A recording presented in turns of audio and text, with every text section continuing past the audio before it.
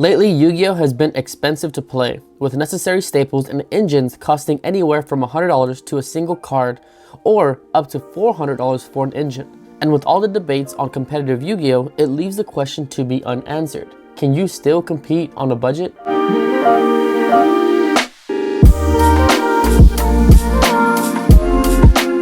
What's up guys, and welcome back to Main Phase TV. I know it's been a while and I truly missed y'all. I've been working on this and I've been asking y'all in the polls on the community section of the channel what y'all consider to be budget. So today we're gonna be trying something new. I know that a lot of y'all said that $100 in the poll was very budget, and then there was a few of y'all that said $200 was budget. The budget I'm giving myself was $150. So of all the budget options that I had to choose from, I ended up choosing Live Twin Sprite Runic. Now, the one thing that I like about Sprite Twin Runic is it does have a lot more tricks up its sleeve than a Dark Magician at a birthday party. So I'm gonna show you the deck profile and go into it, and then show you exactly what we're substituting for SP and everything else. Now, I'd also like to know what budget decks you think have potential to be competitive while staying on a budget. So I'm including the side deck when it comes to the budget as well. But before we continue, don't forget that we are doing pre-orders for the Twin Lion Shinobi deck box. Purple on the outside, mint on the inside, and it's gonna have your favorite Hinata waifu inside. I am actually super excited about this deck box and I can't wait for them to arrive. They will be shipping out in late February, so get yours while they last. Now, let's get back into it. I typically don't do the deck profiles in the video, just in case it does horrible, but either way, I'm still gonna show y'all. Maybe y'all can have an idea or explain as to what I'm thinking about when I'm building the deck. All right guys, so starting off with the Live Twin engine, it's a very small engine. We're starting off with 3 Leelas, 2 Kisakills, and 1 Frost. So the blue bring out the red brings out the blue. This is gonna be your draw on your opponent's turn. This is all that I am including as far as the Live Twin build. I know most people do the Sunny Snitch, either 1 or 2. In this case, it's something that I really don't wanna see on my draws for Runic. All right, so now with the Sprite engine, we're doing 1 Jet, we are doing 2 blues, 1 carrot, 1 red, and 2 starters. I know we went back to 3, however, since we're not running the entire engine of sprites, I feel that 2 is a sweet spot, because there are times where I'll open one and then I'll draw into the other one at the end of the turn or close to the end of the turn. And then I can set it and then activate it on my opponent's turn, either bring out carrot or red, or if they try to evenly, I can save 1 for that just in case. For the non-engine, we are doing 3 Ash Blossom. We are doing 3 Effect Veilers and 2 Triple Tactics. This is a hand trap format, and when it comes to the draws, I want my cards to be live, and I don't want to solely rely on the Runic cards in case they get rid of the field spell.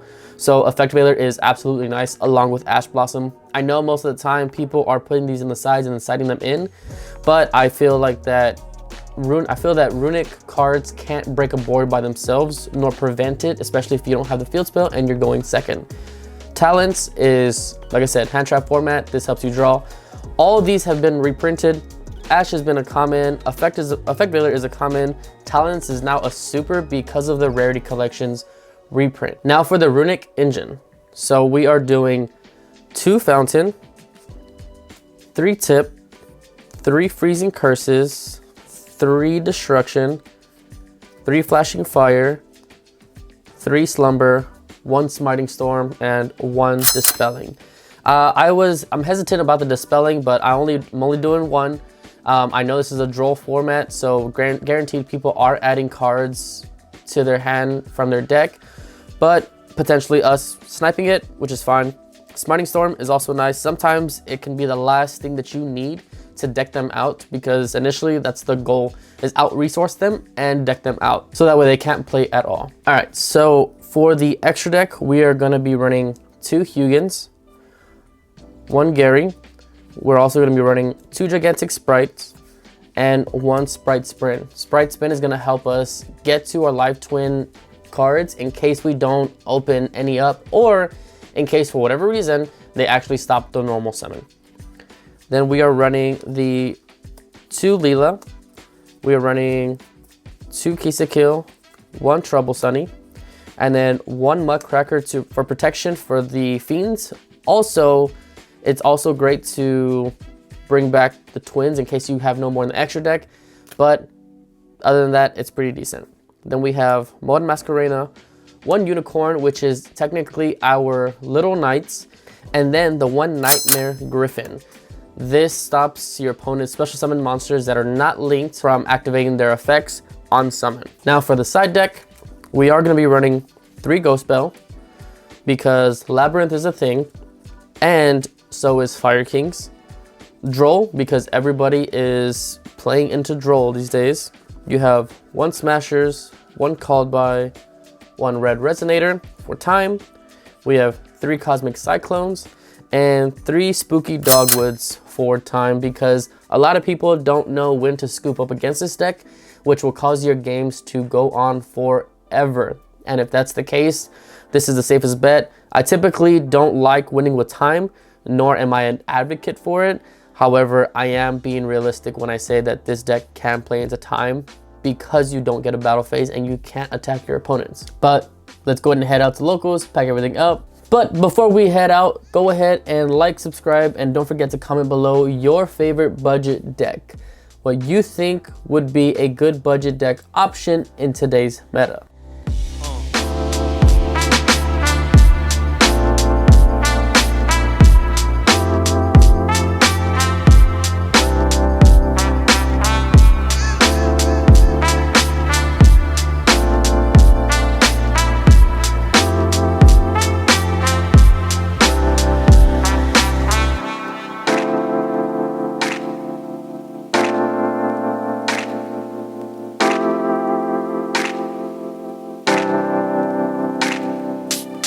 Alright, what's up guys? So round 1, we are actually going against a little hybrid build that our friend is cooking up.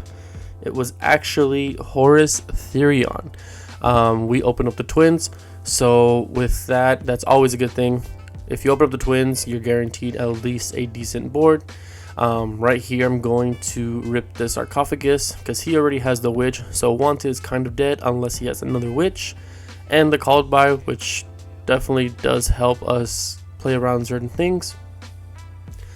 So we're going to go ahead and bring out Jet. Jet's going to add the starter, I believe. We'll go into the live twin play. Typically, you want to go into the IP, but we didn't draw anything off the fountain. So we're going to start it here for Carrot. That way we can negate the Called By and hoping that we can... stop it later on. He's going to activate the Wanted right here, and he's going to add another witch. So he did have a second witch after all, and most people are playing 2 because DD Crow is a thing. He's going to use the witch's effect, will affect Valor, he'll do the Called By, and we'll negate with Carrot. Basically right here we're just gonna go ahead and set up board and make it to where he can't really play and we have nothing but advantage. Right here he's gonna pass, and since we didn't activate any runic cards, we're gonna attack and put as much damage on board to kind of apply a little more pressure. And I believe right here we have it, and he's gonna go ahead and scoop, and we'll go to game 2. Alright, so our opponent actually went first, but he bricked and we opened up the twins. He has 1 set card, and we're gonna special summon the Carrot, special summon the Jet. He's in the chain, mistaking the rest. I believe that's what it is, and we're gonna negate with Carrot, tributing Leela. We're gonna add the red, special summon the red. That way we have both a monster and spell trap negate. Go into the live twin play, draw a card, and basically we completely avoided the gigantic play right here, so that way we can put some damage on board. Now I have thought about, and I recently saw, previously I was trying to show a little, use a GoPro on my neck when I first started the channel to show my hands and why I'm, playing what I'm playing and why I'm choosing certain things. And I'm thinking about bringing that back, but to show my hand. So let me know if that's something that y'all want to see. I'm actually curious to see if y'all would be interested in that. So right here we are actually going to add the fountain, and I believe right here on resolution, he's gonna go ahead and do Lily so that she can destroy. We're gonna go ahead and avoid that, and he's gonna go ahead and scoop because we have all the advantage. We're going to activate Slumber, bring out Hugin, it gets negated, and we set 1. He's gonna go ahead and bring out a Big Lady. He has a set punishment and a set Big Welcome. We're gonna activate Flashing Fire, and he's gonna activate Trap Trick, which is setting the Big Welcome that we just stated. And then from there, he's gonna banish Dogmatic Punishment to set a punishment. We're gonna triple tactics, draw 2. We bring out the blue effect, and we're gonna add the jet. We're gonna special summon the jet, use the effect to add starter, and then activate the starter. Honestly, right here, I don't have much. I really need to get into the live twin plays, and we're gonna bring out the carrot. Now there's a bunch of chains right here. He popped one in my hand. We're gonna bring out Sprint, Foolish the Kisa kill, go into Gigantic, use Gigantic, and bring out Leela. Now we can go into the live twin plays. We're gonna pop the set, which is fine. We're gonna go into another Kisa kill, and then right now we are honestly just trying to grind out as much as possible to put him on Better Have It. But he keeps on drawing the things that he needs, and unfortunately the live twins aren't really that big, so he's just able to run over them easily, even with his like other labyrinth monsters. We're gonna do Destruction, and off to game 2. Game 2, we're kind of golden, but it's all straight runic cards. We're gonna effect Valor his Arion. He's gonna go over our Hugin. He's gonna Ash our Fountain Draw. So right here, we're basically trying as much as possible to wither away his resources, and he's playing on our turn like nobody's business.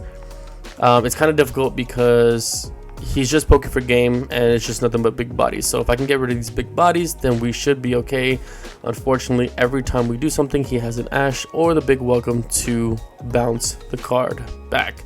So we're gonna normal summon Leela, basically go into our whole sprite combo and try to set up board, go into the Evil Twin play, draw another card, Trouble Sunny, and then pop his Big Lady. We'll do Gigantic, bring out Carrot, do Starter, bring out Red. So now we have a monster and a spell trap negate. We're gonna go ahead and use Gary, and he's gonna go ahead and scoop. We're gonna go to game 3.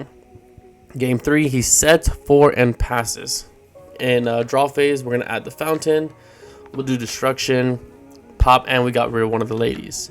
We'll bring out Leela effect, bring out Frost. He'll use Dogmatic Punishment, sending Entis, and I'm gonna chain to bring out Hugin so that way we can protect it. However, it's kind of a little difficult. We're gonna go into the live twin play, because if we go into anything else, maybe we could have gone the sprite way, bring out, you know, Carrot and Red to kind of negate. But the thing is he can just set more on my turn if he wants, and he's gonna go ahead and Book of Moon my monster, which is absolutely crazy. He's gonna go into Azalea, which is gonna pop his monster, and then pop his Spell Trap, which is, I believe, the transaction rollback. We don't know summon Spooky Dogwood, so I can hopefully link, but he's gonna do Dogmatic Punishment. He's gonna top deck the Labyrinth Arion, and basically just kind of go into like a whole Zeus play and play Zeus Control. And this is where I needed something. We go blue, cool. You know, we go red, fine. Special summon red. And the issue is, no matter what I do, he can still run over the blue or run over the red and then just wipe my board. So at this point, it's just Zeus Control, and I had no outs. Granted, remember, we're playing on a budget, so SP Little Knight is not a factor, is not a choice that we have. Neither is Typhon. So playing on a budget has its setbacks.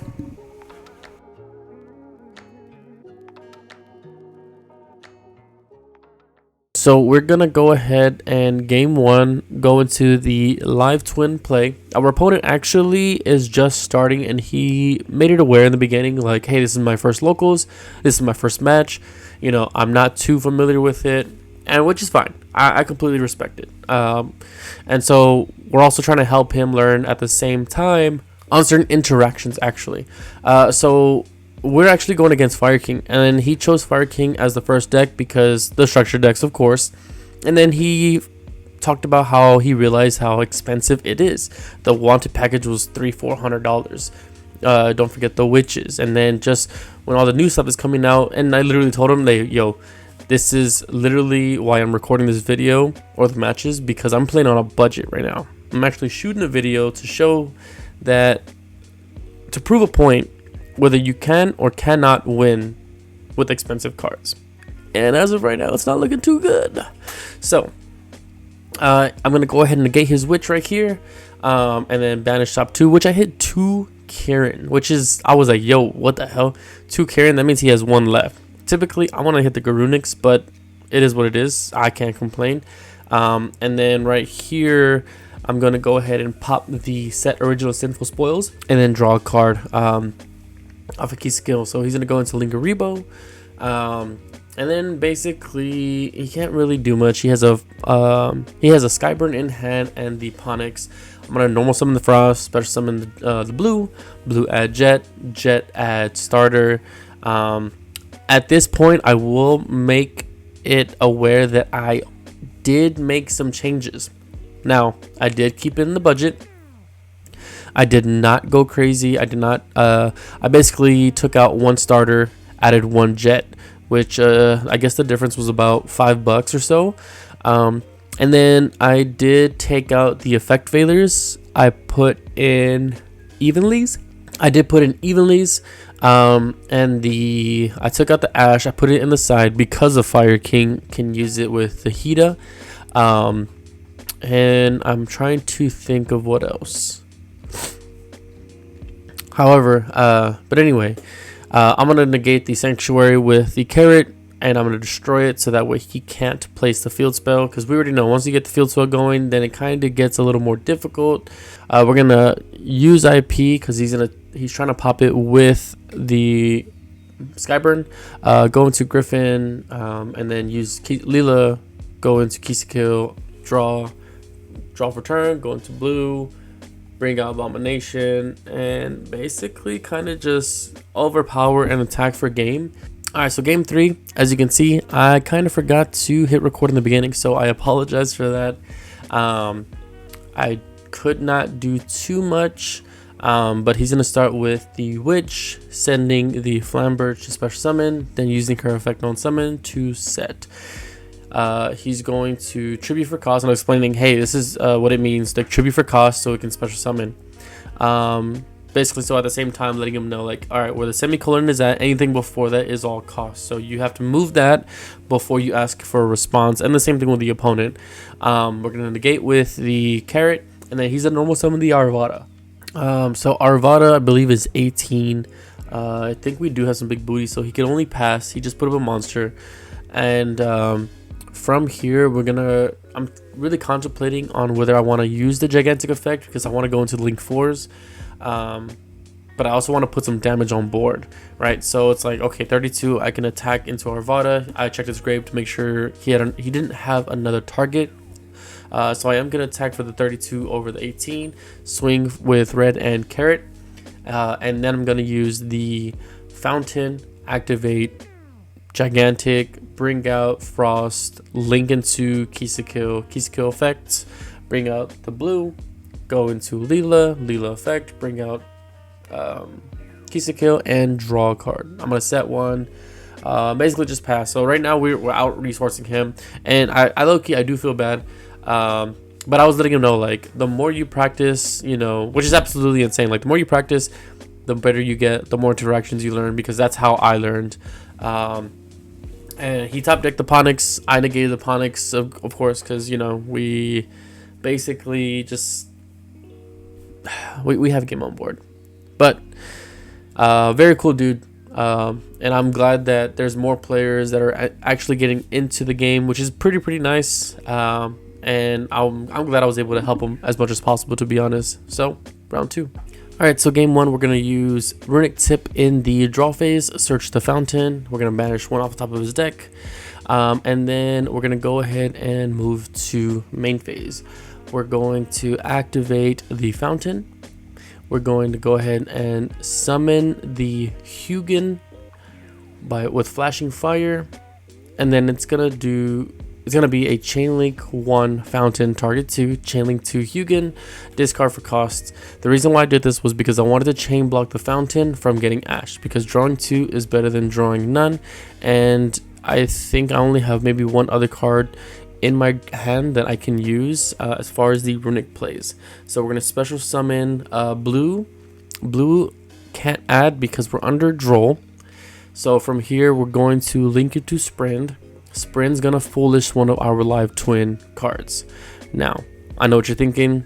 Maybe the gigantic play was better to go into the sprite, you know, spell trap negate, monster negate, etc. But I favor the twins. I love the twins, and the draw one, pop one is always fun for me. Plus it's just nostalgia. So we're gonna go into gigantic, bring out Frost. We dumped Leela off a sprint. We'll go into the live twin play and basically just kind of set everything up for next turn. Then we're going to relink into Kisakil, and that way on his turn we can pop. We're gonna set one card and we're gonna pass. So our opponent actually will start by the Lone Fire Blossom normal summon. Unsummon, we're gonna use Kisaka's effect. I'm pretty sure I was just trigger happy, and then bring out Leela. Leela will pop it, and then he's going to summon out the witch by discarding another Therion card. He'll use the witch's effect, set the Snake Eye card that sets a face-up card on the field to the spell trap zone. So on resolution, I'm gonna go ahead and activate destruction, target the set, destroy it, and then banish 4, which we hit 2 or 3 field spells and the Imseti, which is absolutely insane. We'll do fountain, draw 2, and I think right here I actually drew into like live twin cards, stuff that's not live, right? Remember, I made, you know, changes to it. He'll bring out King Regulus, and then he's going to overlay into the Springen's Xyz, and then he's going to use the effect targeting Leela. So basically what he's going to do is target the card, destroy, and then he can destroy cards around it adjacent to the zone. So left, right, down, up. So he's essentially just popping both cards, right? Which sucked because I did not know about that card. I have it, never played it, you know, whatever. He's going to overlay, and then he's going to add another Therion field spell. He's gonna activate it. He will add another Therion card, and basically our friend here actually has game on board. There's not really much I can do. The set card I have face down is more or less a bluff, and it kind of had him thinking. That's why I think he just kept on trying to prevent it, and now he has a negate on board. So right here he attacks, and yeah, he has game. So we're gonna go off to game 2. Alright, now game 2, we are going to go first. We'll start with the fountain, activate Smarting Storm, and then we're going to activate Hugin. Chainlink 1 this time, Chainlink 2 fountain target, draw 2. From here, we're going to add the fountain, and he is going to draw us on resolution. So our man has it. We're going to special summon the blue, basically try to do the same thing we did last turn, except we're going to go into gigantic play first. We're going to bring out the carrot. I'm trying the sprite way this time. So I was like, okay, live twin play obviously wasn't the way last time. We're just going to try it the sprite way. So he's going to use the Snake Eye card to put in the spell trap zone, and I'm going to chain destruction to destroy it and banish 4. We got rid of the wanted, and he's going to go ahead and send him Seti, add the sarcophagus, and I think right here I do have Droll, but I wasn't too sure because if I Droll, then I can't draw cards. So I was like, let me get the draw first. He's in a ghost spell on the draw for a fountain, so he's gonna go ahead and pass turn. I believe he doesn't really have anything, so right here all we have is a carrot, and I don't think I really have too much. I have my Leela. I have to go into a secondary gigantic, use the effect, go into Kisakil this time, and now we're doing evil twin plays. We got to do it. Like I said, so from here we're going to he's gonna send the Mseti, and I'm gonna activate Frost to draw a card. I'm hoping I get the destruction. I need a destruction at this point because it's like I said in the previous round, they can just run over our monsters because they're so small. So at this point, like, I'm just gonna banish one and hopefully, you know, just draw something that I need, because once he does the sarcophagus, then I know more or less it's kind of game. So we're going to pop the happy, banish a few, and then he's going to use the sarcophagus effect. I have the Ashen Hand, and he basically just attacks. I'm going to use Kisakill's effect to bring out Leela. He's going to pay 500, and then I'm going to activate Slumber to protect Kisakill.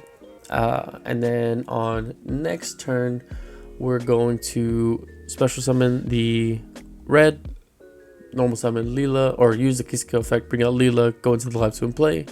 We'll add Sunny Stitch to help add life points to us, and we're gonna pop. And I believe right here I'm gonna go into the Mudcracker target Sunny, use the effect, pop the sarcophagus, and basically now we have regained control of the entire game. We are no longer locked, and we are doing good. He's going to do Theory on King Regulus, and right now we are gaining life points. He is losing life points. So right here, we're gaining card advantage off of the fountain, and then that's going to go ahead and put us in the lead, and our opponent is going to go ahead and scoop, and we're off to game 3. All right, game 3, again, apologies. He had just did one action. He did summon the witch, and I was like, oh, I got to hit record. He did witch, and then he chained King Regulus. He activated the Regulus. I chained Spooky Dogwood because we're close to time. He just set 2, passed on that, so I did gain some life points. However, my hand was not that great. I had 2 Slumber. I had to activate the witch. He did Cosmic. I chained red or carrot, and then he chained Regulus, which at this point I'm just like, you know what, I might as well just banish some stuff and try to bring out another body. So I think right here I'm going to go into the gigantic play, and then my field spell does get banished, so I'm going to use gigantic, bring out blue, add jet add starter, and I only have red and carrot, or red left.